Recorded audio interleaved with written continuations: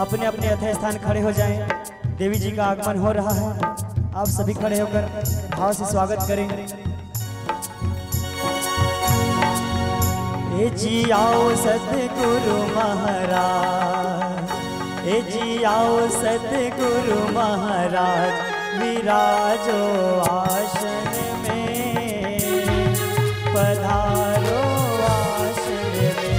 ए जी आओ सतगुरु महाराज, ए जी आओ सतगुरु महाराज, विराजो आसन में, पधारो आसन में।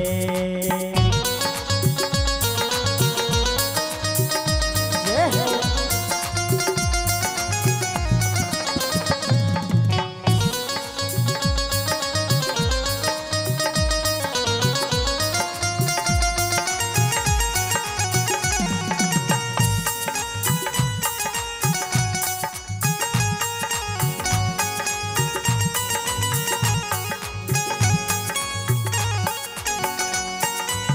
धूप दीप जलाए रहे हैं, चरणों में शीश झुकाए रहे हैं। धूप दीप जलाए रहे हैं, चरणों पे शीश झुकाए रहे।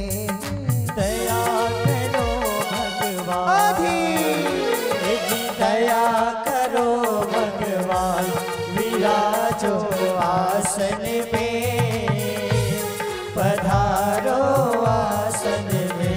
ए जी आओ सतगुरु महाराज, ए जी आओ सतगुरु महाराज, विराजो आसन में, पधारो आसन में। ए जी आओ सतगुरु महाराज, ए जी आओ सतगुरु महाराज, विराजो आसन में, पधारो आसन में।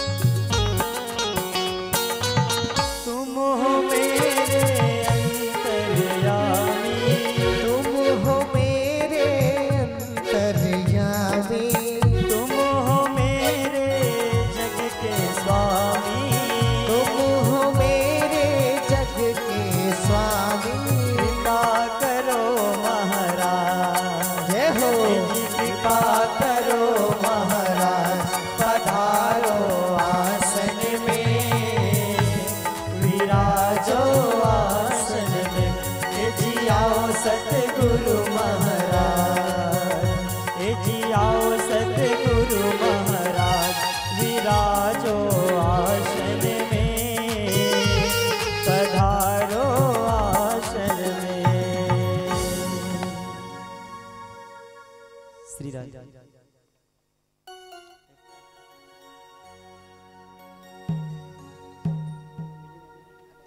आइए सभी भक्त बड़े भाव से इस मंगलमय आरती में शामिल हो। श्री भागवत भगवान की मंगलमय आरती होनी है।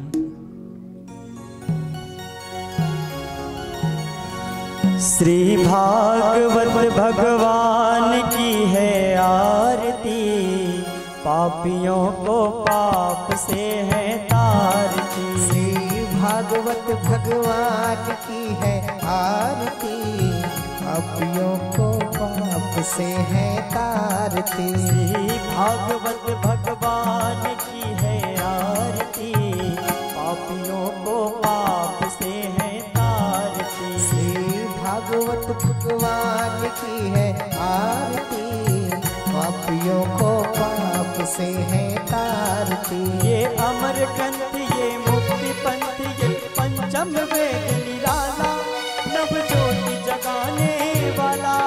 ये अमर ग्रंथि मुक्ति पंथी, पंचम वेद निराला, नव ज्योति जगाने वाला।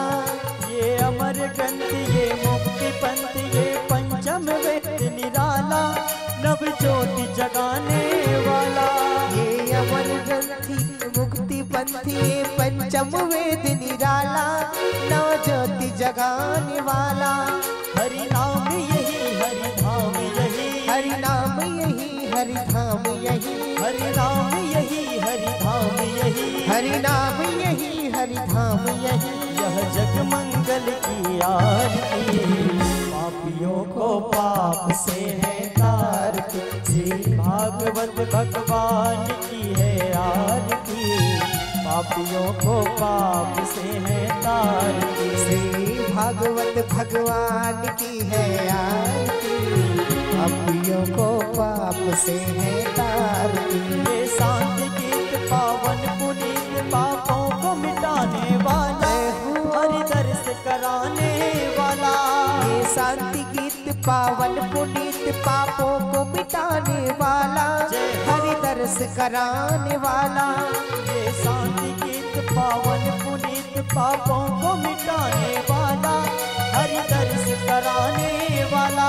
ये शांति गीत पावन पुनीत, पापों को मिटाने वाला, हरि दर्श कराने वाला। यह सुख करनी यह दुख हरनी, यह सुख करनी यह दुख हरनी, यह सुख करनी यह दुख हरनी, यह सुख करनी यह दुख हरनी। श्री मधुसूदन की श्री आरती, पापियों को पाप से है तारती। भागवत भगवान की है आरती, पापियों को पाप से है तारती। श्री भागवत भगवान की है आरती, पापियों को पाप से है तारती। ये मधुर बोल जगबंद खोल, शन मार्ग दिखाने वाला, जय हो बिगड़ी को बनाने वाला। ये मधुर बोल जगफंद खोल, सन मार्ग दिखाने वाला, बिगड़ी को बनाने वाला। ये मधुर बोल जगबंद खोल, सन मार्ग दिखाने वाला, बिगड़ी को बनाने वाला। ये मधुर बोल जगफंद खोल, सन मार्ग दिखाने वाला, बिगड़ी को बनाने वाला। श्री राम यही घनश्याम यही, श्री राम यही घनश्याम यही, श्री राम यही घनश्याम यही, श्री राम यही घनश्याम यही। यही प्रभु महिमा की आरती, पापियों को पाप से है तारती। श्री भागवत भगवान की है आरती, पापियों को पाप से है तारती। श्री भागवत भगवान की है आरती, पापियों को पाप से है तारती। कर्पूर गौरम करुणावतारो, संसार सारम भुजगेन्द्रहारम, सदा विसन्नं हृदयारविन्दे, भवं भवानी सहितं नमामि। त्वमेव माता च पिता त्वमेव, त्वमेव बन्धु च सखा त्वमेव, त्वमेव विद्या जगत् त्वमेव, त्वमेव सर्वं मम देवदेव, त्वमेव सर्वं मम देवदेव, त्वमेव सर्वं मम देवदेव, त्वमेव सर्वं मम देवदेव।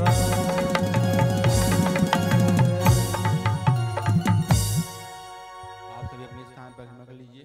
ओम आनिकानि पापानि जन्मांतर पितानि दातानि तानि विनश्यन्ते प्रक्षालयाम पदे पदे। जल स्नानमार्धिकं समर्पयामि। जल से आचमन कर दीजिए आरती।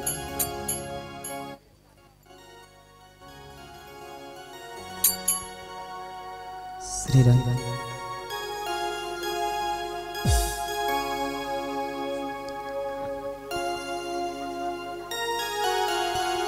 सभी भक्त अपने अपने यथा स्थान बैठ जाएं।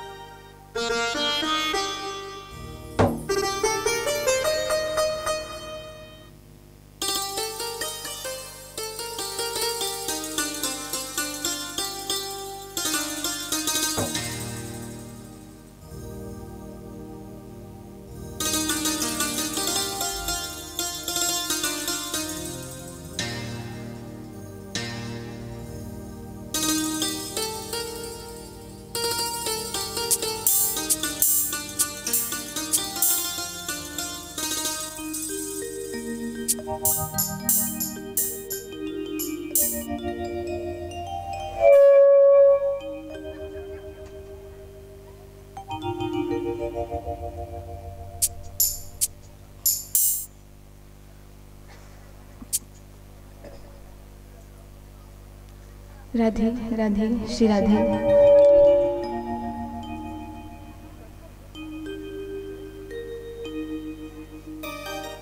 श्री राधे श्री राधे राधे श्री राधे राधे श्री राधे। आइए सभी भक्त पंचम दिवस की पावन कथा में प्रवेश करते हुए सभी मिलकर के ठाकुर जी के चरण कमलों का ध्यान करें और मिलकर के प्रार्थना करें कि जिस प्रकार हमने अभी तक श्रीमद् भागवत की कथा को बड़े भाव से सुना है, आगे भी उनकी कथा ऐसे ही भाव, श्रद्धा और प्रेम के साथ श्रवण कर सकें।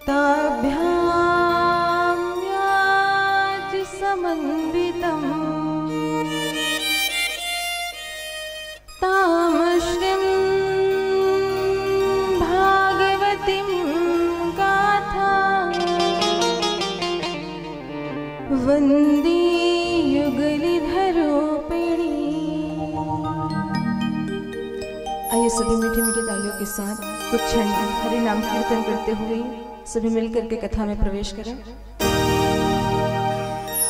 राधे कृष्णा कृष्णा कृष्णा राधे राधे, राधे श्याम श्यामा श्यामा राधे राधे।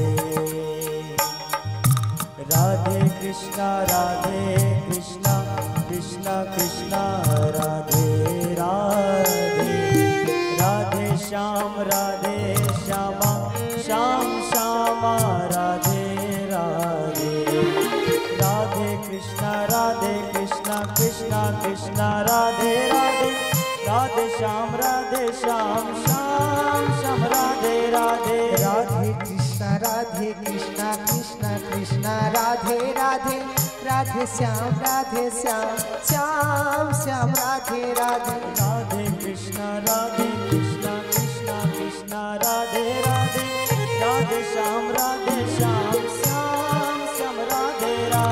राधे कृष्णा कृष्णा कृष्णा राधे राधे, राधे श्याम श्याम राधे राधे। कृष्णा कृष्णा कृष्णा राधे राधे राधे। राधे श्याम श्याम राधे राधे राधे।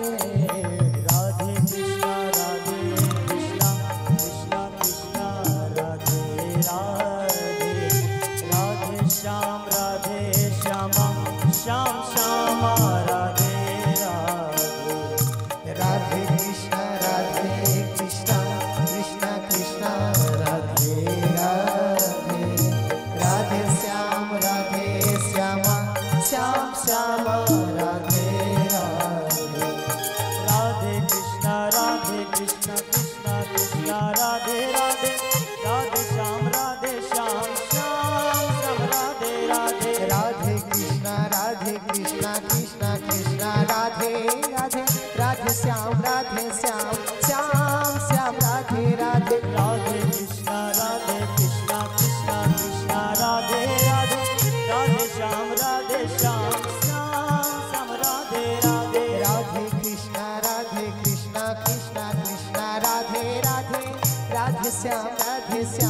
श्याम श्याम राधे राधे राधे कृष्ण राधे कृष्ण कृष्ण कृष्ण राधे राधे राधे राधे श्याम श्याम श्याम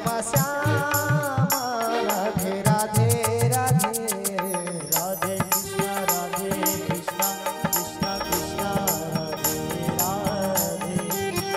श्याम श्याम श्याम राधे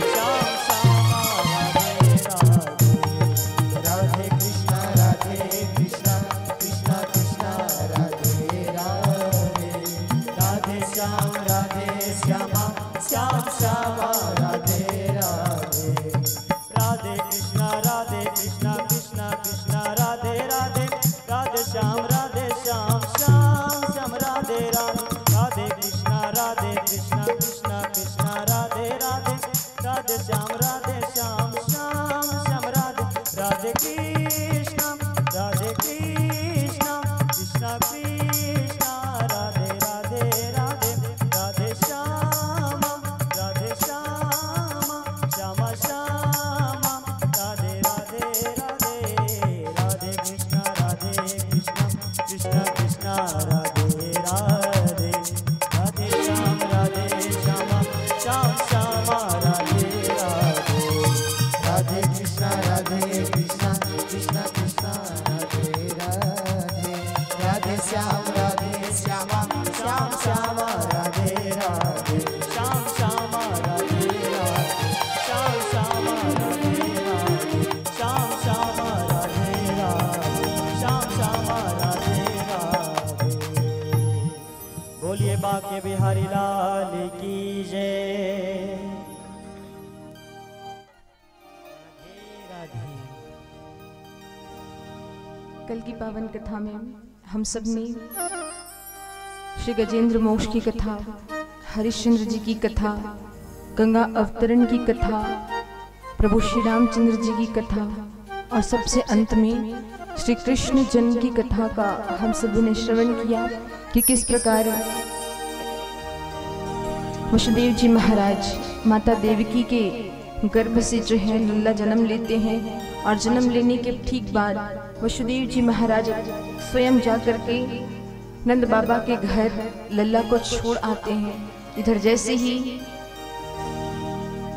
नंद बाबा को, यशोदा मैया को, समस्त नंद गांव को ये बात पता चलती है कि 80 वर्ष की आयु में आज यशोदा मैया ने एक लल्ला को जन्म दिया है। सभी दूर दूर से आते हैं उस बालक का दर्शन करने। जितने भी देवी देवता होते हैं वे सब आते हैं, एक एक करके आते हैं, रूप बदल करके आते हैं, ताकि चाहे जैसे भी हो हमें बस एक बार लाला का दर्शन होना चाहिए। जब रूप बदल करके आते हैं, कुछ गोपियां ऐसी थी कि जब यशोदा मैया के घर जाती बधाई देने, तो यशोदा मैया इतनी ज्यादा प्रसन्न थी, इतनी ज्यादा खुश थी कि एक गोपी को सोने का हार उपहार में दिया। जब वो गोपी हार गले में रख करके पहन करके गांव में बाहर निकलती, दूसरी गोपी का आना होता है। दूसरी गोपी ने पूछा कि तुम्हें ये सोने का हार कब लिया? गोपी ने कहा मैंने ये हार लिया नहीं, यशोदा मैया ने खुश होकर कि उनके घर लाला ने जन्म लिया है, मुझे उपहार में दिया है, मुझे भेंट में दिया है। अब वो दूसरी गोपी कहने लगी कि तुम्हें ये सोने का हार कब दे दिया? क्योंकि जब मैं लाला का दर्शन करने गई थी तो मुझे तो चांदी के बर्तन मिले थे। यशोदा मैया ने भेदभाव किया है, तुम्हें ये सोने का हार दे दिया और मुझे ये चांदी के बर्तन। वे दूसरी गोपी भी यशोदा मैया के पास दौड़ के जाती, कहती मैया मैया आपने मेरे साथ अन्याय किया है। कैसा अन्याय? आपने पहली गोपी को सोने का हार दिया और मुझे ये चांदी के बर्तन, मुझे भी वो सोने का हार चाहिए। यशोदा मैया ने कुछ नहीं कहा और उसे भी सोने का हार उपहार में देती। नंद बाबा जो है हजारों मात्रा में, लाखों मात्रा में, करोड़ों मात्रा में आज गाय का दान प्रत्येक ब्राह्मण को, प्रत्येक गोप को करते। इतने ज्यादा प्रसन्न है। ये जो यशोदा नाम है, जिनका नाम हम आज भी श्रवण करते हैं, सुनते हैं, कहते हैं, इस नाम का अर्थ है कि जो दोनों हाथों से देना जानती, उन्हीं के घर हमारे लाला बालक रूप में जन्म लेते। लाला हर किसी के घर नहीं जाता। जो खुद दूसरों को खिलाना चाहते हैं, जो खुद दूसरों को खुश देखना जानते हैं, जो खुद दूसरों की भलाई चाहते हैं, लाला उन्हीं के घर जन्म लेते, क्योंकि उन्हें भी अपना स्थान चाहिए होता है। वहां पे नहीं जाते जहां उनका अपमान किया जाता है। आज नंद बाबा कर चुकाने के लिए माखन, दूध, मिश्री सब लेकर के कंस महाराज जी के पास जाते हैं और कंस महाराज जी को कर चुकाया। कर चुकाने के बाद नंद बाबा ने उन्हें खुशखबरी सुनाई कि बाबा आज मेरे घर 80 वर्ष बाद, विवाह के न जाने कितने समय बाद मेरी पत्नी ने, यशोदा ने एक लाला को जन्म दिया है। कंस महाराज को ये बात नहीं पता होती कि जिस आकाशवाणी में ये बात हुई थी कि देवकी की 8वीं संतान कंस महाराज जी का काल होगा, ये उन्हें पता नहीं था कि ये वही 8वीं संतान है जो आज नंद बाबा के घर में पल रहा है। और जब उन्हें ये बात पता नहीं होती तब जाकर के कंस महाराज ने वरदान दे दिया कि उस बालक के जितने भी शत्रु होंगे वे जल्द से जल्द मृत्यु को प्राप्त हो जाए। आज अनजाने में कंस महाराज ने अपने ही आप को श्राप दे दिया कि उस बालक के जितने भी शत्रु होंगे वे जल्द से जल्द मारे चले जाए। उन्हें ये बात नहीं पता थी कि जिसे वो वरदान दे रहे हैं वो वरदान उन्हीं के लिए अभिशाप बनने वाला है। और धोखे से उस बालक को यानी अपने काल को उन्होंने निमंत्रण दे दिया। अब नंद बाबा वापस महल आते हैं। जब वे महल आते हैं तो द्वादशी के समय, जिसमें द्वादशी का दिन था, आज कैलाश पर्वत से भोले बाबा बढ़िया सज धज के निकलते हैं। अब नारद जी का आना होता है। नारद जी ने कहा बाबा आप कहाँ जा रहे हैं? बाबा ने कहा कि आज मैं नंद बाबा के महल जा रहा हूँ। क्यों जा रहा हूँ? क्योंकि वहाँ लाला ने जन्म लिया है और वो साधारण बालक नहीं है, वो हमारे नारायण का ही रूप है। तो मैं उस बाल स्वरूप को देखने के लिए जा रहा हूँ कि आखिर वो दिखता कैसे, मुझे भी उस बाल स्वरूप का दर्शन करना है। नारद जी ने कहा बाबा आप ऐसे जाओगे? वो साधारण बालक नहीं है, उसने नंद बाबा के घर में जन्म लिया है। अगर आप ऐसे जाएंगे ना तो आपको यशोदा मैया बाहर से ही भगा देगी। ऐसा सिर का छाल आपने पहना हुआ है, गले में सर्प लपटा हुआ है, शरीर पर बिच्छू चल रहे हैं। आप ऐसे जाएंगे तो लाला का दर्शन तो छोड़ दो, उनका नाम भी सुनाई नहीं देगा। आज भोले बाबा लाला के दर्शन करने के लिए अपने उस वेश को ही त्याग देते हैं और एक ब्राह्मण का रूप धारण करते हैं, झोला लटकाते हैं, फिर कैलाश पर्वत से बाहर निकलने का प्रयास करते हैं। उतने में ही नारायण का आना होता है। पूछते हैं बाबा आप रूप बदल करके कहाँ जा रहे हैं? बाबा ने कहा कि अगर मैं अपने शिव रूप में जाऊंगा, रुद्र रूप में जाऊंगा तो यशोदा मैया मुझे लाला के दर्शन होने नहीं देगी, इसलिए मैंने ये रूप बदला है ताकि मैं लाला के दर्शन कर सकूं। नारायण ने समझाया प्रभु आपने ही तो कथा में कहा था कि हम जैसे हैं, जिस अवस्था में हैं वैसी अवस्था में हमें भगवान के पास जाना चाहिए। अगर हमने रूप बदल लिया, अच्छा श्रृंगार कर लिया और श्रृंगार करके अगर हम भगवान के सामने जाते हैं तो वो भगवान हमारे उस श्रृंगार वाले रूप को देखेंगे। और कल के समय ऐसा कुछ हुआ कि हमें ऐसे ही बिना श्रृंगार के उनके सामने जाना पड़े तो भगवान हमें पहचानेंगे नहीं। क्यों? क्योंकि वो तो श्रृंगार में हमें देखे होंगे। तो आज नारायण जी ने बाबा को समझाया कि प्रभु हम जैसे हैं हमें वैसे ही बाबा के सामने जाना चाहिए, भगवान के सामने जाना चाहिए। जिस रूप में है, जो रूप उन्होंने हमें दिया है उसी रूप में हमें उनके सामने जाना चाहिए। आज बाबा ने फिर अपने ब्राह्मण रूप को त्यागा और अपने शिव रूप में आज झोला लटका करके जो है वे नंद महल के बाहर आकर के खड़ी हो जाते हैं। अब जैसे नंद बाबा के महल के बाहर आकर के खड़ी होते, बाबा जो है जोर जोर से भिक्षा मांगते हैं कि देवी भिक्षाम देही, देवी भिक्षाम देही। यशोदा मैया आज थाल सजा करके उनके सामने लाती, गोपी से कहती है कि गोपी तुम ये थाल, ये दान जो है उस ब्राह्मण को कर देना, और इस दान के बाद भी अगर वो कुछ और मांगे तो बिल्कुल बिना मना किए उसे वो सामग्री दे देना। क्योंकि यशोदा मैया बहुत खुश थी कि उनके घर लाला ने जन्म लिया। अब वो गोपी आती, गोपी ने बाबा के रूप को देखा, दौड़ के जाती है यशोदा मैया के पास, कहती मैया मैया ऐसे बाबा आए हैं कि ना तो आपने कभी उनका रूप देखा होगा और ना ही कभी देख सकते हो। कैसे बाबा? वो जो बाबा बाहर द्वार पर खड़े हैं ना, आज उनके थैले पर एक सर्प लटक रहा है, शरीर पर बिच्छू चल रहे हैं, ऐसे बाबा आए हुए हैं। यशोदा मैया ने पूछा कि वो मांग क्या रहे हैं? तो गोपी कहती है, मैया वो जो बाबा है ना, वो कह रहे हैं कि लाला का दर्शन चाहिए। यशोदा मैया कहती है, उनसे कह दो कि लाला सो गया है और सोते समय मैं अपने बालक का दर्शन किसी और को नहीं कराती। यशोदा मैया टालने का प्रयास करती, मना करने का प्रयास करती, लेकिन बाबा भी जिद पर अड़े हुए हैं कि आज तो लाला के दर्शन मुझे करके ही जाना है। बाबा जाने को तैयार नहीं, तो यशोदा मैया उनके पास आती है, पूछती बाबा आपको चाहिए क्या? बाबा ने कहा बस एक बार लाला के दर्शन करा दिए, सोना चांदी धन दौलत का मैं क्या करूंगा, अगर आप चाहो तो मैं आपको इससे ज्यादा धन दे दूं। यशोदा मैया कहती मुझे कुछ नहीं चाहिए, बस आप यहाँ से चले जाओ। बाबा कहते हैं कि बिना लाला के दर्शन करे तो मैं यहाँ से जाऊंगा नहीं, बस एक बार मैं लाला का दर्शन करा दूं। यशोदा मैया कहती है कि ये तो कभी संभव नहीं, मैं अपने लाला का दर्शन आपके पास नहीं करा सकती। क्यों? क्योंकि आपके रूप को देखकर तो मैं 80 बरस की डोकरी भी डर गई, फिर वो तो मेरा छोटा सा छोरा है, अगर मैं उसे आपके सामने लेकर के आऊंगी तो मेरा बालक रोने लगेगा, मैं उसे आपके सामने नहीं ला सकती। बाबा भी जिद पे अड़े हैं, कहते हैं अभी दर्शन नहीं दोगी कोई बात नहीं, जब आपका बालक चलना सीखेगा तब वो चलते चलते अगर बाहर आएगा, खेलने के लिए बाहर आएगा, तब मैं दर्शन कर लूंगा। यशोदा मैया कहती है कि मेरे इस नंद महल में 1000 दरवाजे, किसी भी दरवाजे से उसे बाहर भेज दूंगी खेलने के लिए, लेकिन जिस दरवाजे पर तू बैठा होगा उस दरवाजे पर कभी नहीं आने दूंगी। फिर बाबा कहते हैं कि जब आपका बेटा कुछ और बड़ा होगा, शादी का समय आएगा, विवाह का समय आएगा, तब मैं दर्शन कर लूंगा। मैया कहती है कि मैं अपने छोरे को जीवन भर कुंवारा रख दूंगी, शादी ही नहीं करूंगी, लेकिन तुझे दर्शन कभी नहीं करने दूंगी।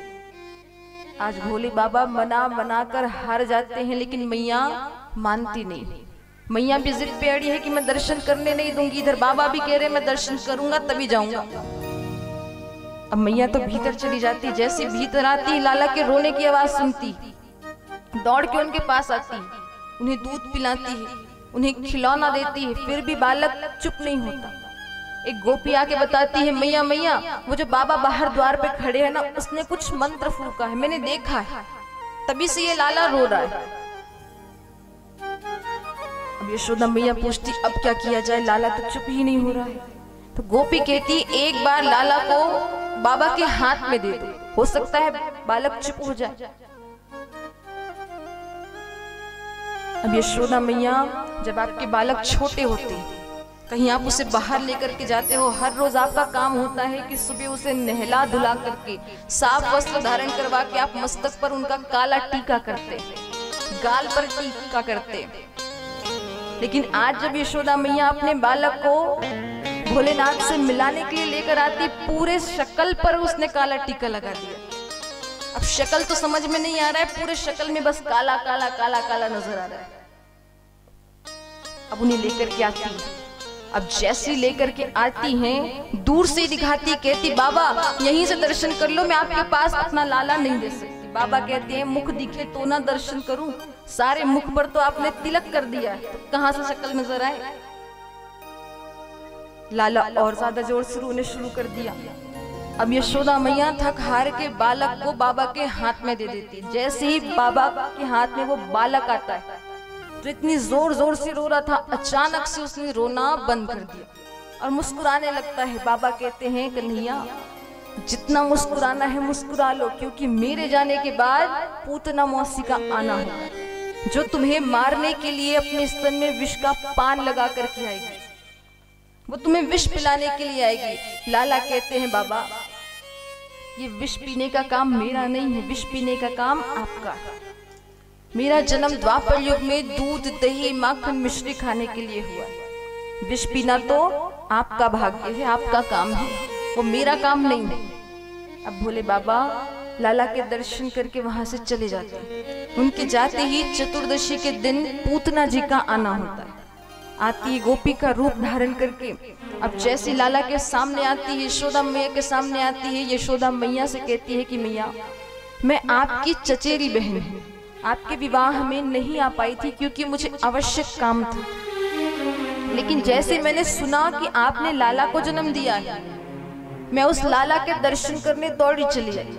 अब यशोदा मैया भी खुश हो जाती है कि मेरी बहन आई हुई है, और लाला को उस गोपी के हाथ में देती और वहां से वो चली जाती है। उनके जाते ही जो पूतना जी आज लाला को देखने का प्रयास करती है, लेकिन लाला ने अपने आंखें बंद कर दिया। क्यों? क्योंकि जहाँ पाप होता है, जहाँ छल कपट होता है, वहां लाला कभी अपनी आंखें नहीं खोलता। और ये जो पूतना है वो पाप थी, जिसने अपने स्तन में विष को लगा करके आज कन्हैया को मारने का प्रयास करती। अब जैसे वो दूध पिलाने का प्रयास करती है, लाला आज दूध तो पी रहे हैं, साथ ही साथ पूतना जी के प्राणों को भी छीनने लगते हैं। पूतना जी को पीड़ा होती है, कहती लाला छोड़, मुझे पीड़ा हो रही है। आज लल्ला कहते हैं मैया, मेरी यशोदा मैया ने मुझे पकड़ना तो सिखाया है, लेकिन छोड़ना मुझे नहीं आता है। और धीरे धीरे दूध का पान करते करते आज वे पूतना जी के प्राणों को भी हर लेते। पूतना जी की तो मृत्यु हो गई। छोटी सी आयु में, छोटी सी अवस्था में आज लाला ने पूतना जी को भी तार दिया। अब प्रश्न ये है कि आखिर ये पूतना थी कौन? क्योंकि एक तरफ तो हम कथा में सुनते हैं कि जो हमारे लाला है, जो भगवान है, ईश्वर है, वे कभी पाप के सामने अपनी आंखें भी नहीं खोलते, फिर पूतना जैसे पापी को वो अपने पास कैसे आने दे दिए? तो जब हम वामन जी की अवतार की कथा सुनते हैं, राजा बलि की कथा सुनते हैं, जब वामन जी राजा बलि की यज्ञशाला में आते हैं, जैसे प्रवेश करते हैं तो वामन जी के उस बाल स्वरूप को देख करके राजा बलि की जो बेटी हुई रत्नावली, उन्होंने वामन जी के रूप को देख करके ये सोचा कि काश ये मेरा बेटा होता, काश मैंने इसे जन्म दिया होता। लेकिन जब दूसरे ही क्षण वामन जी ने राजा बलि का सब कुछ छीन लिया, तो उनके मन में दूसरा भाव आया कि अच्छा ही हुआ ये मेरा बेटा नहीं है, अगर ये मेरा बेटा होता तो मैं इसे मार देती। एक समय में दो भावों का आना, पहला एक माँ का भाव, दूसरा एक शत्रु का भाव। तो ये रत्नावली जो राजा बलि की बेटी हुई, वे ही पूतना के रूप में आती है। एक समय में तो उन्होंने माता के रूप में आकर के अपने दूध का पान लाला को कराया, दूसरे ही समय में उनके प्राण लेने का प्रयास किया। तो उनकी दोनों भाव, जो उनकी इच्छा थी, वो द्वापर युग में लाला ने पूर्ण कर दी।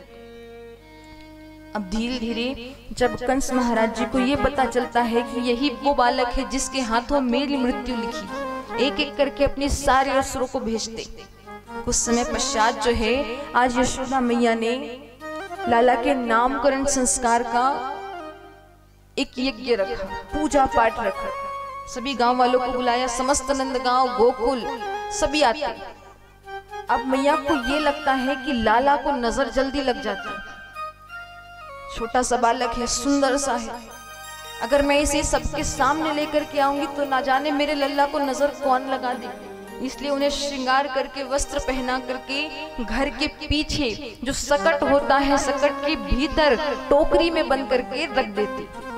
उसी समय सक्टासुर का आना होता है। सक्टासुर यानी संकट। जो गलती आज यशोदा मैया ने किया कि जिनके लिए वो पूजा पाठ रखा गया था, आज उन्हीं को तैयार करके, श्रृंगार करके वो घर के पीछे छोड़ देती। यही गलती हम सब भी करते हैं। घर तो बनाते हैं, बड़े बड़े इंजीनियर को बुला करके हम सुंदर सा घर बनवाते हैं, लेकिन हमारा सबसे पहला काम ये होना चाहिए कि घर के ठीक सामने आप मंदिर रखो, ताकि कोई संकट अगर आने वाला भी है तो उस मंदिर को देखकर वो वहीं से ही चला जाए। वो भी विचार करे कि यहाँ तो पहले से ही ठाकुर जी बैठे हुए, और जहाँ ठाकुर जी बैठे वहाँ संकट का कोई काम नहीं होता। जब सक्टासुर का आना होता है, आज ठाकुर जी ने केवल अपने चरणों का स्पर्श सक्टासुर को किया, जिसके कारण उन्हें भी मुक्ति मिलती। तृणावर्त आते हैं, उन्हें भी मुक्त करते हैं। धेनुकासुर का वध जो है बलदाऊ भैया के हाथों होता है।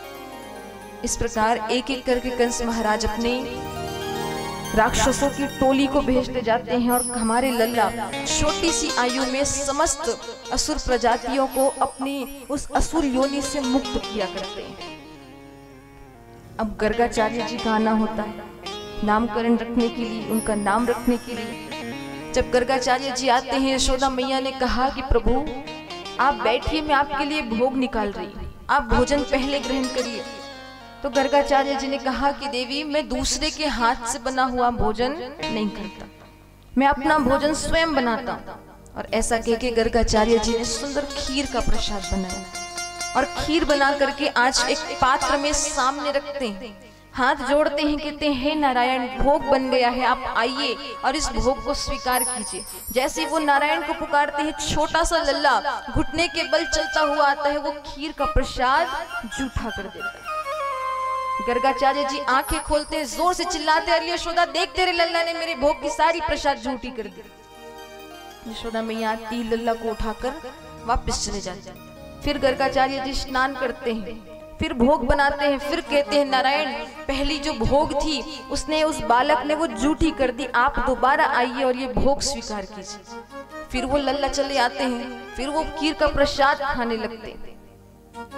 यशोदा मैया आती, फिर लाला को लेकर के जाती है। ऐसे कई बार होते गए कि गर्गाचार्य जी भोग बनाते हैं और यशोदा मैया की जो लल्ला है वो आकर के उस भोग को झूठा कर देते। इस बार जब वे भोग बनाते हैं, यशोदा मैया को पहले ही कह देते हैं कि देख तेरे लल्ला को तू जा करके सुला दे, क्योंकि ये बार बार आकर के मेरी भोग झूठी कर दे रहा है। अब यशोदा मैया लल्ला को लेकर के जाती हैं सुलाने। इधर गर्गाचार्य जी भोग बनाते हैं, फिर पुकारते हैं कि नारायण आप आइए। जैसे कहते हैं कि नारायण आइए, भोग बन चुका है। इधर जो लल्ला है जिसे मैया सुलाने के लिए लेकर के गई है, मैया सो जाती है। लल्ला जैसे ही नारायण नाम सुनते हैं फिर चले आते हैं, वो भोग का प्रसाद फिर जूठा कर देते हैं। अब की बार लल्ला जो है वो ये सोचने लगते हैं कि अगर इस गर्गाचार्य ने अब मैया को बुलाया कि मैंने भोग जूठा कर दिया है, तो ये तो घर से बाहर जाएगा ही, साथ ही साथ मेरी मैया मुझे भी घर से निकाल देगी। तो इसलिए मुझे मेरा असली रूप इन्हें दिखाना होगा। और आज छोटे से लल्ला अपने चतुर्भुज रूप को धारण करते हैं और नारायण स्वरूप का दर्शन आज गर्गाचार्य जी को कराते हैं। जैसे गर्गाचार्य जी ने देखा कि ये कोई साधारण बालक नहीं है, ये तो साक्षात नारायण है जिसने ये बाल स्वरूप को धारण किया है। आज उस नारायण के दर्शन को छोड़कर दौड़ के जाते हैं और जो पात्र में जूठा खीर बचा हुआ है वे उस खीर को ही खाने लगते। इधर जैसे यशोदा मैया की आंख खुलती, उन्होंने देखा कि लल्ला को आई थी सुलाने, लल्ला तो चला गया लेकिन वो खुद सो गई। अब दौड़ के आती है गर्गाचार्य जी के पास, जहां देखा कि छोटा सा लल्ला गर्गाचार्य जी की गोद में बैठ करके वो खीर का प्रसाद खा रहा है। मैया ने कहा स्वामी इस बार मुझे क्षमा कर दीजिए, अब की बार लाला ऐसा गलती कभी नहीं करेगा। गर्गाचार्य जी कहते हैं कि आप क्षमा मत मांगो, ये कोई साधारण बालक नहीं, ये तो साक्षात नारायण के अवतार है। और इस प्रकार गर्गाचार्य जी ने लल्ला का नाम रखा कृष्ण, बड़े भैया का नाम रखते हैं बलदाऊ जी। अब नामकरण के कुछ समय पश्चात जो है, जब समस्त नंदगांव आंगन में बैठे हुए थे, नंद बाबा, यशोदा मैया, लाला, बलदाऊ भैया, उनकी जितनी भी गोप गोपियां हैं सब आंगन में बैठे हुए थे, जहां मोर और मोरनी नाच रहे थे। लाला आज मैया से कहते हैं मैया क्या मैं भी इनके साथ थोड़ा नाच लूं? मैया कहती जा तुझे नाचना आता है तो बिल्कुल नाच। अब छोटे से लल्ला आज मोर और मोरनी के बीच में आकर के ठुमक ठुमक करके नाच रहे हैं। उनका मटकना देख करके आज यशोदा मैया भी खुश हो जाती। जब थक जाते हैं यशोदा मैया की गोद में आकर के बैठ जाते हैं। मैया पूछती अरे लल्ला तू कब से इतना अच्छा नाचना सीख लिया? तू तो अभी घर से बाहर भी नहीं निकला, तुझे कोई सिखाया भी नहीं, फिर इतना अच्छा नाचना तूने कब सीख लिया? लल्ला कहते हैं मैया बस यही तो बात है कि सारी दुनिया को मैं नचाता हूँ, लेकिन मैं खुद तेरे सामने नाचने पर विवश हो जाता हूँ। अब छोटे बालकों की आदत होती है कोई वस्तु देख करके प्रश्न पूछने।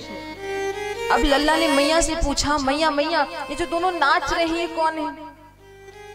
मैया ने कहा ये मोर है और ये मोर की बहू है, यानी पत्नी।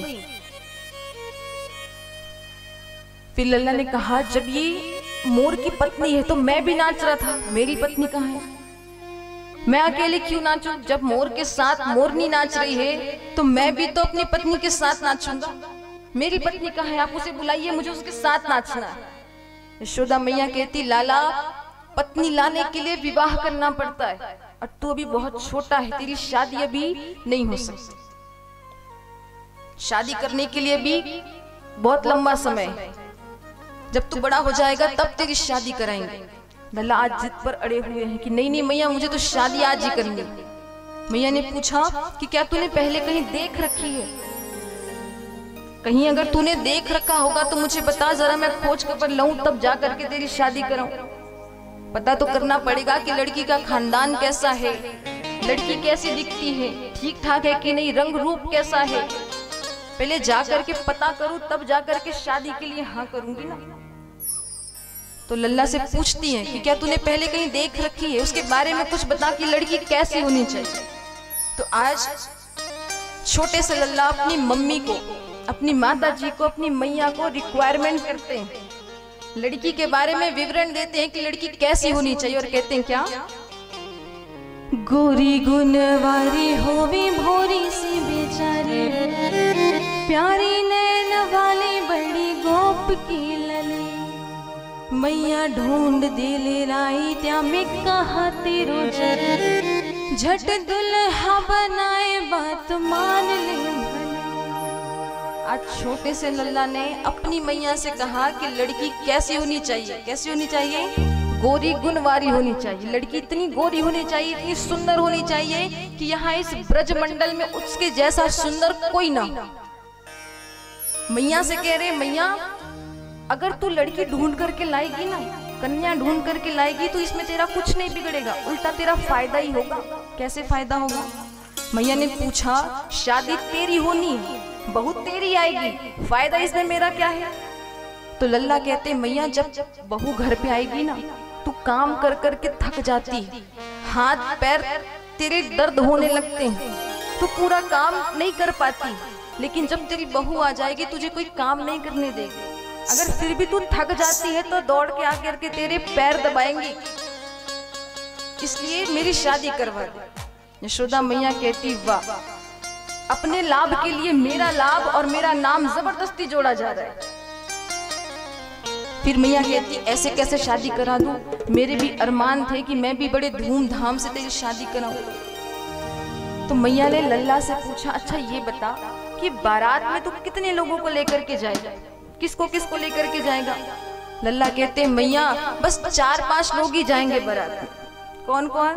श्रीदामा है गो, मधुमंगल है गो, अपने सारे मित्र का नाम ले दिया, लेकिन दाऊ दादा का नाम नहीं लेते। मैया ने पूछा, अरे लाला तने अपने बारात में दाऊ दादा का नाम नहीं लियो, बा को बारात में ना लेके जाओ। लल्ला कहते, मैया बा को नाम बस ना ले जाओ। काहे? आखिर दाऊ भैया ने ऐसा क्या कर दिया जो तू उसे बारात में लेकर के नहीं जाएगा? लल्ला कवे, मैया ऐसो दाऊ दादा यो हमारो घड़ी घड़ी मुझे चिढ़ाते हैं। कैसे चिढ़ाते हैं? कि यशोदा मैया गोरी, नंद बाबा गोरे, तुझे कितना भी माखन खिला लो लेकिन तू कारे का कारा ही रहेगा। माखन सारा हमारा खराब हो जाता है तुझे खिलाने के चक्कर में, लेकिन तेरा रूप रंग नहीं बदलता। तू तो उनकी संतान ही नहीं है, तुझे कहीं बाहर से उठा करके लेकर के आए थे। लल्ला कहते, मैया ये तो हुई पहली बात। दूसरी बात, तेने तो पता है कि मोको गाय से कितनो प्रेम है। हमारे जो लल्ला है उसे गैया से अति प्रेम है, अति प्रेम। संसार छोड़ सकते थे लेकिन गैया को वो छोड़ नहीं सकते थे, उन्हें त्याग नहीं सकते थे। आज लल्ला कहते, मैया दूसरी बात, अगर मान ले मैं फेरे लेन ताए मंडप पर बैठे, अगर मैं फेरे लेने के लिए मंडप पर बैठा हूँ और पीछे से दाऊ दादा ने आवाज लगा दिया कि लाला हाउ आगो, तो मैं तो फेरा छोड़ के ही भाग जाऊं। और तीसरी बात मैया, तो ये तो पता है कि दाऊ दादा कितनी सुंदर है, कहीं लड़की वालों ने मुझे हटा करके दाऊ दादा को बिठा लिया तो मेरा विवाह तो कभी होगा ही नहीं, इसलिए दाऊ दादा को ना लेके जाएंगे।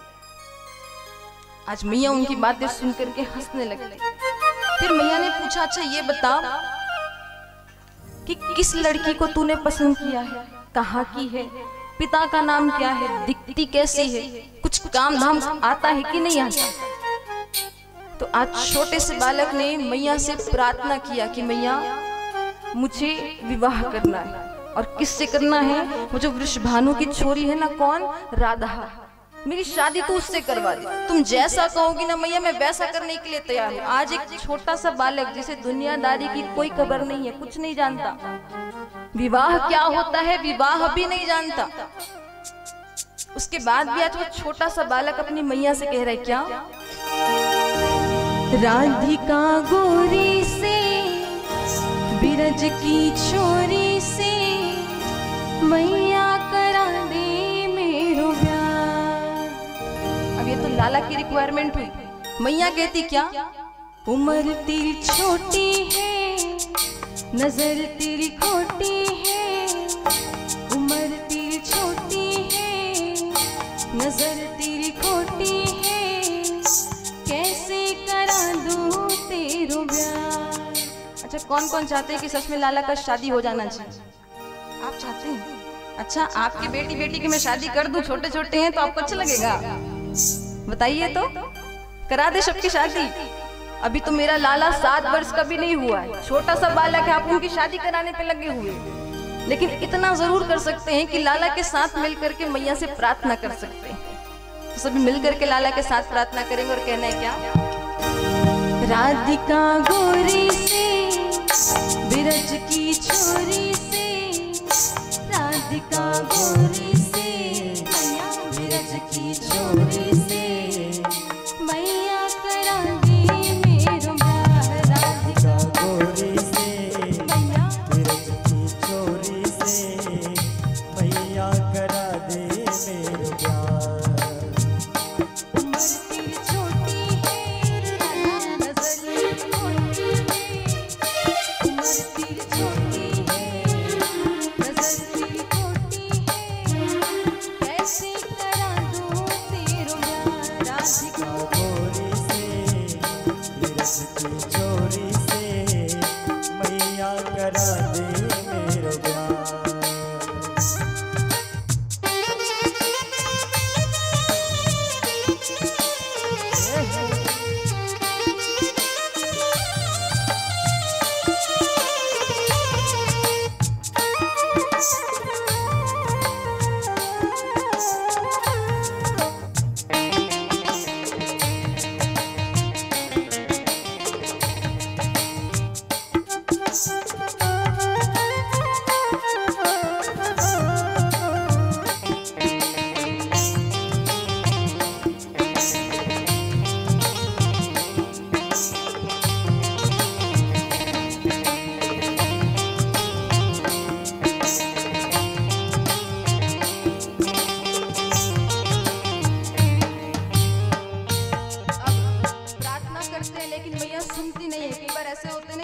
संतानें कुछ जिद करती है, लेकिन वो अगर जिद अच्छी नहीं है तो आप उन्हें मना करते हैं कि नहीं नहीं बेटा ये चीज अच्छी नहीं है, इसके बदले में कुछ दूसरा मांगो तो हम देंगे।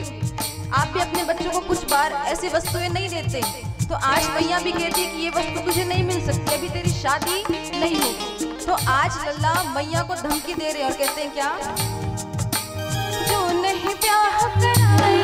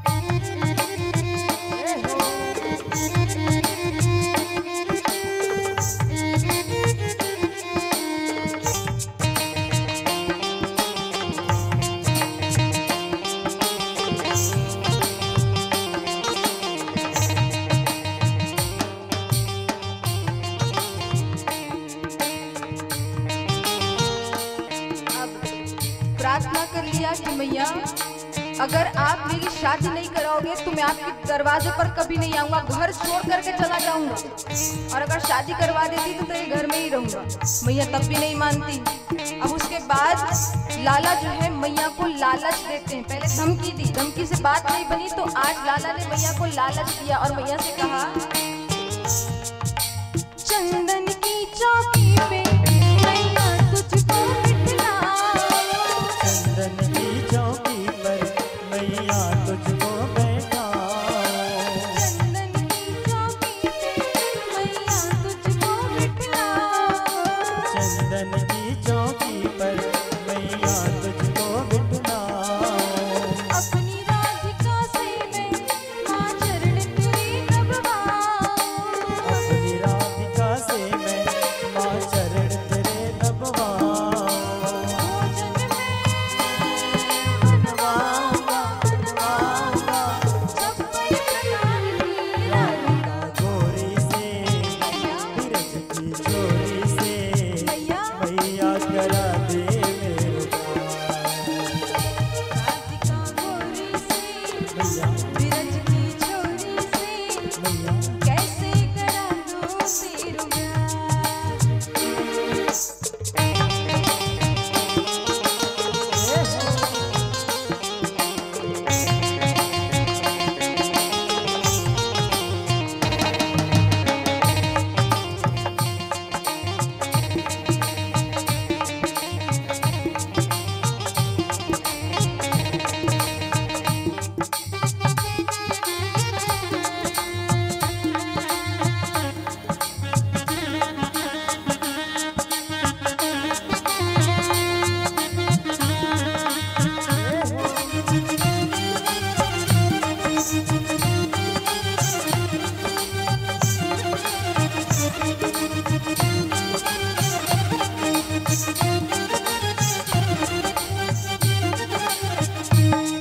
लाला ने पहले तो प्रार्थना किया तब भी मैया नहीं मानती, धमकी दी तब भी मैया नहीं मानती, लालच दिया तब भी मैया नहीं मानती। केवल उनकी बातों को सुनकर आज मैया मुस्कुराती और मैया कहती लाला से,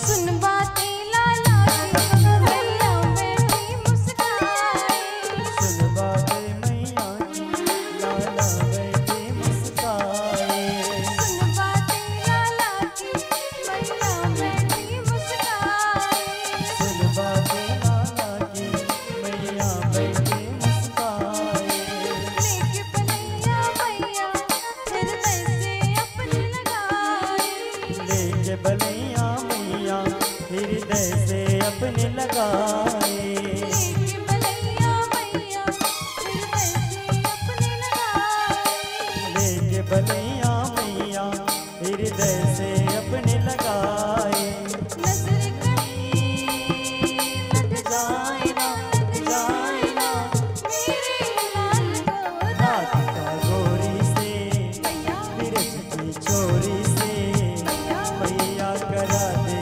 मेरो प्यार, उम्र तेरी छोटी है, उम्र तेरी छोटी है, नजर तेरी मोटी है, लाला तेरी छोटी है, कैसे करा दूं तेरू प्यार। राधिका गोरी से बिरज की चोरी से मैया करा दे मेरो प्यार, कैसे करा दूं तेरू प्यार, मैया करा दे मेरो प्यार, कैसे करा दूं तेरू प्यार, मैया करा दे मेरो प्यार, कैसे करा दूं तेरू प्यार। आज लाला जब बार बार जिद करने लगे कि मैया मेरी शादी करा दे, नहीं तो तेरा घर त्याग कर ही चला जाऊंगा। जब घर में ही नहीं रहूंगा तो तू अपने लाला को कैसे ढूंढेगी, कैसे भोजन कराएगी, कैसे याद करेगी, मैं तुझे छोड़ करके चला जाऊंगा। तब मैया लाला की जिद सुन करके कहती है कि लाला अभी काफी रात हो चुकी, कल जब सुबह होगी तो कल तेरी शादी करा दे। अब छोटे बच्चों की यही तो होती खासियत कि अगर वो किसी चीज की जिद करते हैं, आपने कह दिया कि कल दिलाएंगे, वो उसी समय उस बात को भूल जाते हैं। और जैसे दूसरा दिन हुआ, कहाँ की शादी, कैसी शादी, किससे शादी, सब भूल भाल जाते हैं। आज जैसे मैया ने लाला से कहा कि कल सुबह होते ही तेरे बाबा विश्वान जी के घर जाएंगे, और उनकी छोरी का हाथ तेरे लिए मांग ले। लाला खुश होकर के सो जाते हैं। जैसे दूसरा दिन होता है, फिर शाम के समय में सारे नंदगांव वाले एक साथ बैठे हुए थे। अब लाला की दृष्टि चंदा मामा पर पड़ जाती। अब फिर लाला ने जिद किया कि मैया मुझे वो खिलौना चाहिए। मैया ने कहा लाला वो दूर रहते, उसे चंदा कहा जाता है, वो यहाँ हमारे पास नहीं आ सकते। लाला ने भी जिद पर अड़ जाते हैं कि मैया मुझे तो वही खिलौना चाहिए, तभी मैं भोजन करूंगा। तब मैया ने लाला की जिद सुन करके थाली पर जल भर करके लाती और जल भर करके ला करके लाला के सामने जैसे ही रखती है तो चंदा की परछाई उस थाल में दिखती। लाला को लगता है कि वो चंदा ऊपर से नीचे आ गए और उस पानी में जो परछाई दिख रही है उस परछाई के साथ ही लाला खेलने लग जाते हैं। कुछ समय बाद लाला जो है वो घुटने के बल चलता हुआ महल के बाहर निकलता और महल के बाहर निकल करके बाहर की मिट्टी खा करके वहीं बैठ जाता। किसी ने आकर के बताया कि मैया मैया तेरे लल्ला ने आज मिट्टी खाई है। मैया दौड़ती हुई जाती, लाला को गोद में उठाती, घर वापस आती। जैसे मुख पोछा, लाला से कहा कि मुख खोलो। जैसे लाला ने मुख खोला तो मैया को मिट्टी के स्थान पर चराचर ब्रह्मांड का दर्शन उन्हें हो जाता है। आज मैया ने जब चराचर ब्रह्मांड को अपने लाला के मुख में देखा, मैया घबरा करके मूर्छित होकर के गिर जाती है कि कहीं मेरे लाला को नजर तो नहीं लग गई। छोटा सा बालक है, इसने मिट्टी खाई है, लेकिन मिट्टी के स्थान पर इसके मुख में चराचर ब्रह्मांड क्यों दिख रहा है। तो गोपी को बुलाती, कहती मेरे लाला को नजर लग गई, इसे नजर उतार दो। तो आज आप अपने बालक की नजर कैसे उतारती? 4-5 सूखा मिर्च लेती, गोल गोल घुमाती और आग में ले जाकर के डाल देती। और परीक्षा कैसे लेती हैं कि अगर मिर्ची से थोड़ा भी खरखराहट होता है तो समझो बच्चे का नजर उतर गया, और अगर वो कुछ भी नहीं हुआ, थोड़ा सा भी नहीं खरखराया, तो अभी भी आप यही मानते हैं कि लाला का जो नजर है वो उतरा नहीं। अब यशोदा मैया ने भी 5 मिर्ची ली, लाला के गोल गोल घुमाती और आग में डाल देती, कुछ भी नहीं होता।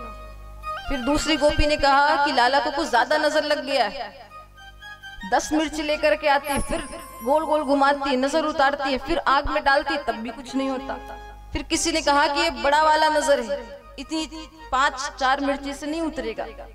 20 मिर्चियां लेकर आती है, फिर गोल गोल घुमाती है, फिर नजर उतारती है, लेकिन फिर भी लाला का नजर नहीं उतरता है। लाला जो है आज उदास होकर के बैठा हुआ है, मुस्कुराता भी नहीं है, क्योंकि ये तो लाला परीक्षा ले रहे हैं। अब एक एक करके सभी गोपियां आती, सभी सुझाव देती, इतना सारा मिर्ची नजर उतार करके आग में डाल दिया गया, लेकिन फिर भी लाला को कुछ नहीं होता, मुस्कुराते ही नहीं है। आज लाला भी जिद पे अड़े हैं कि मैया मैं तो मुस्कुराऊंगा ही नहीं, आप चाहे जितना प्रयास कर लो, जितनी कोशिश कर लो। अब एक जो गांव की जो बुजुर्ग थी ना, वो गोपी आती, कहती लाला का नजर ऐसे नहीं उतरेगा, मिर्ची के साथ साथ हल्दी भी डालो, तब जाकर के लाला का नजर उतरेगा। अब ढेर सारा मिर्च लेकर के आते हैं, उसके साथ साथ हल्दी लेकर के आते हैं, खड़ी हल्दी, नजर उतारते हैं। अब लाला ने सोचा कि 4-5 मिर्ची में तो मेरा ये हाल है कि मुस्कुरा भी नहीं पा रहा हूँ, अगर इतना सारा मिर्ची से नजर उतारेंगे तो ना जाने मैं स्वर्ग ही ना सुधार जाऊं। आज लाला हल्दी का नाम सुनते ही मुस्कुराने लगते हैं। मैया समझ जाती है कि मेरे लाला को सच में नजर लगा।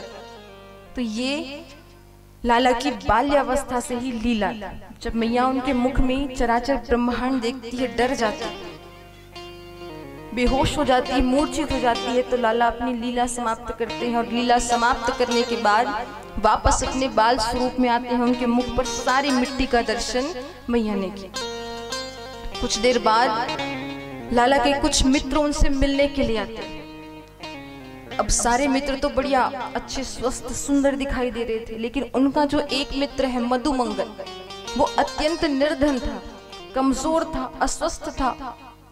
आज लाला ने पूछा कि क्या तुम्हारे घर में भोजन नहीं होता, क्या तुम भोजन नहीं करते, तुम अस्वस्थ दिखाई दे रहे हो, कमजोर दिखाई दे रहे हो। मित्र ने कहा कि लाला तेरे घर हजारों मात्रा में गाय हैं, इस संपूर्ण ब्रजमंडल में जितनी गायें आपके पिता के पास है उतनी गाय किसी और के पास नहीं। आपके घर अपार मात्रा में माखन होता है, आप कंस महाराज को जो कर चुकाते हो उसके बाद भी आपके पास माखन बच जाता है, लेकिन हमारे घर जो माखन होता है वो सारा माखन कंस महाराज जी को कर चुकाने में चला जाता है। हमारे पास माखन खाने के लिए माखन नहीं बचता।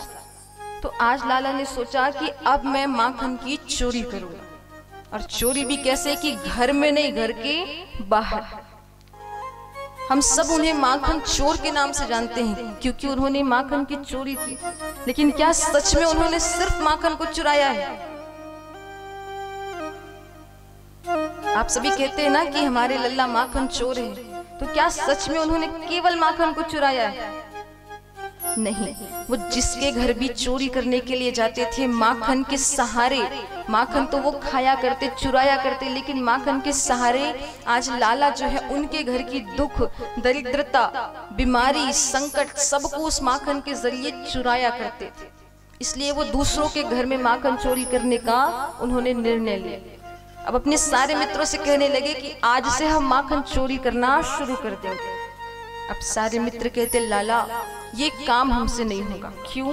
क्योंकि तुम तो नंद के छोरे हो, चोरी करके तुम बच जाओगे क्योंकि तुम बड़े गोप के बालक हो, नंद बाबा के बेटे हो। और अगर गांव वालों को ये पता चल गया कि तुम्हारे साथ हमने भी चोरी की तो हम नहीं बच पाएंगे, इसलिए हम चोरी नहीं करेंगे। तो लल्ला ने कहा कि तुम सब चिंता मत करो, जब चोरी करने जाएंगे ना तो मेरे पास एक ऐसा मंत्र है कि हमें चोरी करते हुए कोई नहीं देख पाएगा। कैसा मंत्र? तो आज लल्ला ने अपने मित्रों से कहा कि हम जब चोरी करने जाएंगे तो कफल्लम कफल्लम बोलेंगे, हमें कोई नहीं देख पाएगा। क्यों? क्योंकि हम अपने आंख बंद कर लेंगे। अब जरा सोचिए, आप अपने आंख बंद करेंगे तो आप दुनिया को देख पाओगे क्या? लेकिन लल्ला ने कहा कि जब हम चोरी करने जाएंगे ना तो ये मंत्र जाप करते करते आंखें बंद करके चोरी करेंगे। ऐसी थी हमारे लल्ला की लीला। और कहते हैं कि जब अपनी मंडली बनाते हैं चोरी करने के लिए तो मंडली का नाम रखते हैं बाल गोपाल चौर्य विद्या प्रचार मंडल। नाम से स्पष्ट है, छोटे छोटे बालकों की ऐसी टोली जो चोरी की विद्या का प्रचार करने आए। मंडली बनाते हैं। अब लाला विचार करते हैं कि ये चोरी की लीला समस्त ब्रह्मांड करेगा। जितने भी देवी देवता है, साधु संत महात्मा, सब माखन की चोरी करेंगे। पर सवाल ये है कि जो मेरी सबसे प्रिय है, मेरी यशोदा मैया, वो इस माखन चोरी लीला का दर्शन नहीं कर पाएगी। इसलिए सबसे पहले मैं उस लीला का दर्शन अपनी मैया को कराऊंगा। तो आज छोटे से लल्ला जो है आते हैं और माखन की जो मटकी रखी हुई थी, वो माखन की मटकी से जैसे ही माखन निकालकर मुख पर लगाते हैं, एक ही बार उन्होंने माखन खाया है कि सामने उनकी दृष्टि दर्पण पे पड़ती है। जिस आईने में वे अपने आप को देखते हैं और देख करके उन्हें लगता है कि ये कोई दूसरा बालक है जो उनके घर में माखन चोरी करने आया है। और दर्पण में देख करके आज उनसे उस बालक से बातें कर रहे हैं, कहते हैं कि देख तू भी चोरी करने आया है, मैंने भी चोरी की, तुम मेरी चोरी मैया से मत कहना, मैं तेरे बारे में मैया को कुछ नहीं बताऊंगा। दोनों मिल करके चोरी करेंगे, क्योंकि कहा जाता है ना चोर चोर मेरे भाई नहीं है, आप लोगों का पता नहीं। अब ये सारी लीला मैया पीछे से देख रही है। मैया उनके पास आती, लल्ला। अब लल्ला डरने लगते हैं कहीं मैया को ये ना पता चल जाए कि मैंने चोरी की। तो आज वो छोटे से बालक जिनमें कोई बुद्धि नहीं है, वो दुनियादारी नहीं समझते, छल कपट नहीं जान रहे, आज वो छोटा सा लल्ला मैया से कहते, मैया मैया ये जो काला कलूटा सा छोरा है ना, ये मेरे घर में माखन चोरी कर रहा था, मैं इसे पकड़ के रखा हूँ कहीं भाग ना जाए। मैया कहती है काला कलूटा छोरा कोई और नहीं है, ये तू ही है। लाला कहते, मैया तूने अपने बेटे को काला कलूटा कहा, तुझे लाज नहीं आती? तूने अपने बेटे को बदसूरत कह दिया मुझे। मैया कहती, बेटा इसे दर्पण कहा जाता है। जब हम दर्पण में देखते हैं तो अपने आप का प्रतिबिंब ही हमें दिखाई देता है, ये कोई दूसरा बालक नहीं है, तुम ही हो। दूसरी बार अपनी लीला का दर्शन कराते हुए लाला फिर माखन चुराने का प्रयास करते। पीछे से मैया ने देख लिया, उनके पास आती, लल्ला क्या कर रहा है? अब लल्ला ने झूठ कहा, मैया ये जो सोने का कड़ा तुमने पहनाया है ना, ये जब मैं धूप में निकलता हूँ तो जलन होती है, पीड़ा होती है। मैं वैद्य के पास गया था, वैद्य ने कहा कि इस कड़े पर इस हाथ में माखन को लगाया करो, जलन कम हो जाएगी। तो मैं हाथ में माखन लगा रहा था। मैया ने कहा, अच्छा जलन हाथ में हो रही थी, पीड़ा हाथ में हो रहा था, तो माखन मुख में कैसे आया? लल्ला कहते, मैया तो बहुत भोली है, ये जो हाथ का जलन है ना वो धीरे धीरे धीरे धीरे मेरे मुख तक पहुंच गया। इसलिए मैंने मुख में माखन लगाया। लल्ला सोचने लगते हैं कहीं मैया ये ना बोल दे कि मैंने तुझे पीछे से माखन खाते हुए भी देखा है। लल्ला तुरंत कहते मैया और जो मुख का जलन है ना वो पेट तक पहुंच गया, इसलिए मैंने माखन खा लिया। अब पहली माखन चोरी की लीला का दर्शन लल्ला ने मैया को कराया। अब जब वे बाहर चोरी करने जाते हैं तो कई बार ऐसे होता है ना कि जिस चीज के बारे में हमें जानकारी ना हो फिर भी अगर हम उस काम को करते हैं तो कहीं ना कहीं ऊपर नीचे कोई गलती हो ही जाती है। अब जैसे कोई नई नई कन्या है, भोजन बनाना सीख रही है, कई बार ऐसे हो जाता है कि नमक ज्यादा हो जाता है तो कई बार नमक कम हो जाता है, स्वाद नहीं रहता, तो वो गलती धीरे धीरे हमसे काम करने से ही वो गलतियां सुधरती। ऐसे ही एक बाबा जी थे, बहुत अमीर थे, बहुत धनवान थे, उनका सारा काम उनके नौकर किया करते थे। और आज जब वे विचार करने लगे कि जरा जाकर मैं भी अपने बगीचे में घूम आऊं कि क्या क्या वहां पर फल लगे हैं, कौन से पेड़ लगे, कौन से पौधे लगे। अब जैसे बढ़िया सज धज के तैयार होकर के अपने बगीचे में जाते हैं, खेती बाड़ी के बारे में कुछ भी नहीं पता, किसका पेड़ कैसा होता है, कौन सा फल किस पेड़ में लगते हैं, कुछ नहीं पता, केवल खाना जानते हैं। आज जब बगीचे में आते हैं तो प्रवेश करते ही उन्हें जो कुमड़ा होता है ना, कद्दू जी से कहते हैं, उसका नार लटका हुआ था और उस नार में एकदम पतला नार है, उसमें बड़े बड़े फल लगे हुए थे। अब उस फल को देख करके वो बाबा जी विचार करते हैं कि भगवान को दुनिया बनाने ही नहीं आता, इतना पतला नार और उसमें बड़े बड़े फल। भगवान को कोसते हैं कि भगवान आप मुझे बुला लिए होते, मैं आपको बता दिया होता। अब फिर कुछ दूर भीतर जाते हैं, सामने में आम का पेड़ दिखता है, विशाल आम का पेड़ लेकिन फल छोटे छोटे। फिर भगवान से कहते हैं कि भगवान आपको तो दुनिया बनाने ही नहीं आती है, इतना पतला नार उसमें बड़े बड़े फल और इतना विशाल पेड़ है उसमें छोटे छोटे फल आपने लगा दिए, आपको तो सृष्टि बनानी ही नहीं आई। अब जब पूरा बगीचा घूमते हैं आखिर में थक हार के उसी आम के पेड़ के नीचे आके बैठते हैं। अब जैसे बैठते हैं थक चुके हैं, आम का जो वृक्ष है बढ़िया छायादार है। अब देखते ही देखते बाबा जी की आंख लग जाती, सो जाते, और जैसे ही सोते हैं ना तो ऊपर से जो पका हुआ आम है वो उनके मुख में आकर के सीधा गिर जाता है, और जैसे मुख में आकर के गिरते हैं तुरंत उठते हैं बाबा जी। फिर विचार करने लगते, नहीं नहीं भगवान आपने सृष्टि एकदम सही बनाई है, अगर इस आम के पेड़ में वो कुमड़े का फल लगा होता ना, इस आम के जगह में अगर वो कुमड़ा मेरे सर पे गिरता तो ना जाने मेरा क्या होता। तो ठीक वही दशा हमारी स्थिति, चाहे जो भी हो, थोड़ी सी ही स्थिति में हम डर जाते और भगवान को ही अपनी सारी गलतियों का दोष ठहरा देते। उनसे कहते हैं कि आप गलत है और हम सही हैं, जबकि हमें दुनियादारी के बारे में कुछ भी नहीं पता होता। तो आज लाला चोरी करने के लिए बाहर जाते हैं। अब जैसे ही बाहर जाते हैं कुछ गोपियां जो हैं वे अपने सर पर माखन की टोकरी उठा करके रास्ते से जा रही थी बेचने के लिए। कन्हैया उनके पास जाते हैं, कहते अरे गोपी थोड़ा सा माखन मुझे भी चखा दे, जरा चख करके देखो कि माखन में स्वाद है कि नहीं। गोपियां कहती तुझे माखन देने से भी कोई लाभ नहीं, तू जैसा है वैसे का वैसा ही रहेगा, इसलिए हम तुझे माखन नहीं देंगे।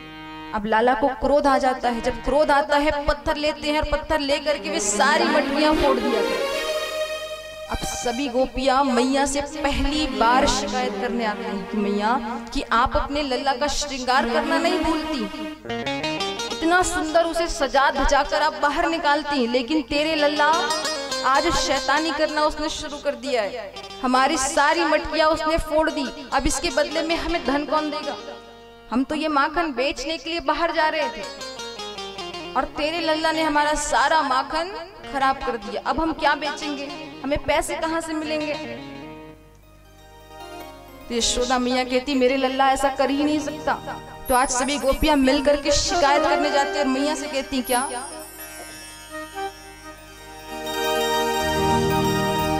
छवि मनोहारी मेरो छोटो सो कन्हैया, छवि मनोहारी मेरो छोटो सो कन्हैया, ये तो ठुमक ठुमक जाए ब्रज के डहर बड़ो प्यारो लाग्यो।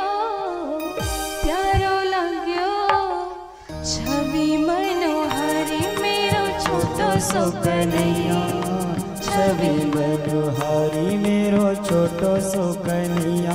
ये तो ठुमक ठुमक जाए ब्रज के नहर बड़ो प्यारो लाग्यो प्यारो लाग्यो।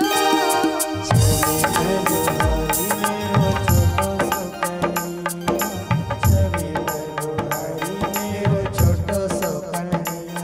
ये तो ठुमक ठुमक जाए ब्रज के नगर बड़ो प्यारो लागे प्यारो लागे। छवि मनोहारी मेरो छोटो सो कन्हैया।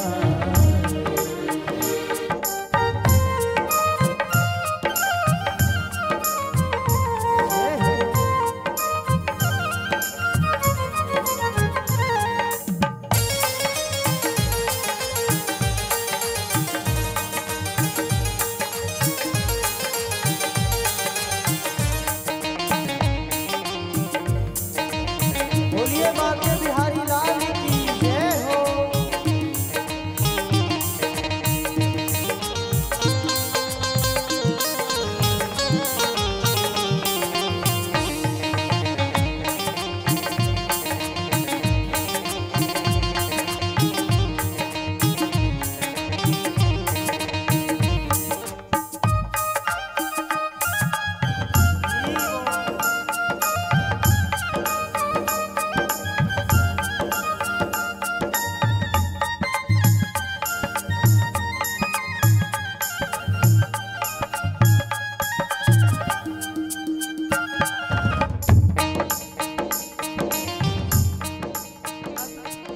जब मैया यकीन नहीं करती कि मेरा लल्ला ऐसा कभी नहीं कर सकता, तो गोपियाँ उनके बारे में बताती हैं कि लल्ला ने कब कैसे और कहाँ किया।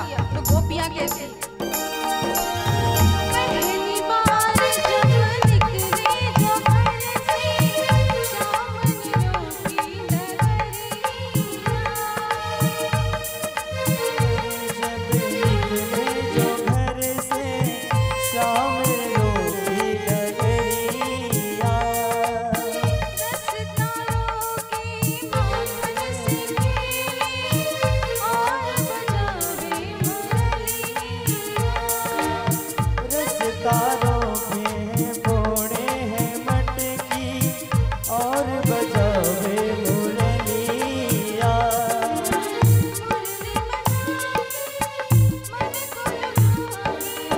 मुरली बजा के मन को लुभा के।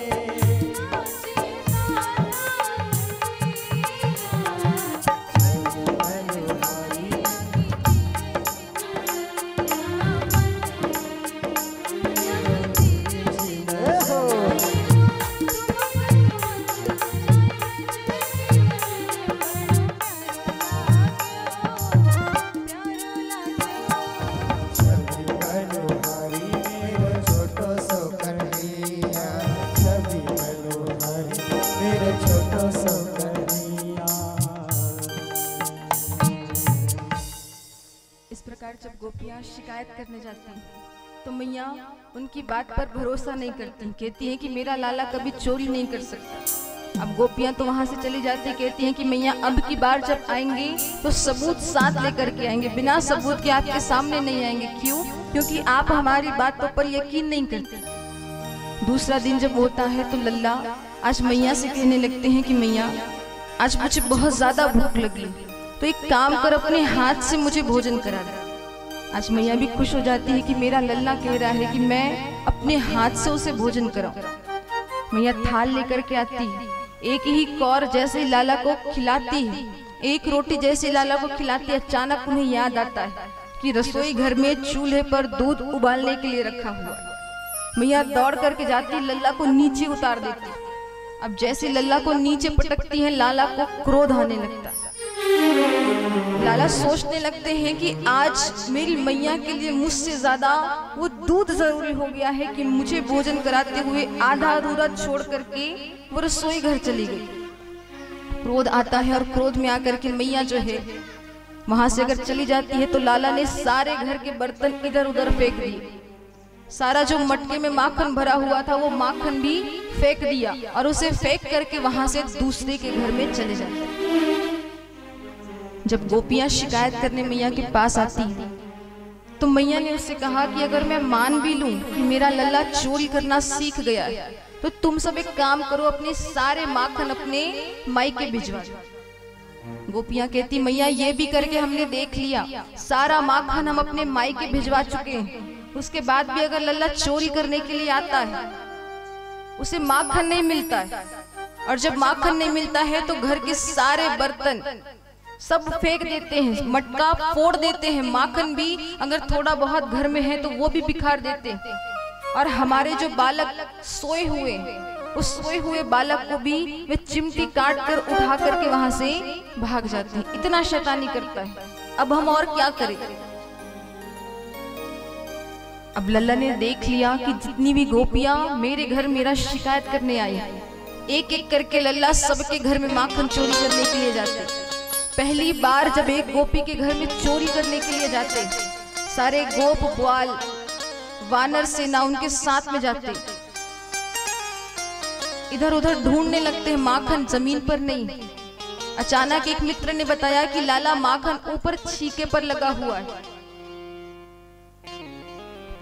अब उस माखन को नीचे कैसे उतारे, तो सभी जितने भी बालक होते हैं एक के ऊपर एक चढ़ जाते हैं, सबसे ऊपर में लाला, और सबसे ऊपर में लाला जब चढ़ता है माखन सबको खिलाते, अपने मित्रों को खिलाया, अपने वानर टोली को खिलाते हैं, सबको जब माखन खिला लिया, जब लाला के खाने की बारी आती तो कन्हैया ने खुद माखन पकड़ा और माखन पकड़कर जैसे मुख में डालने का प्रयास करते, उसी समय जो घंटी थी वो घंटी बजना शुरू कर देती।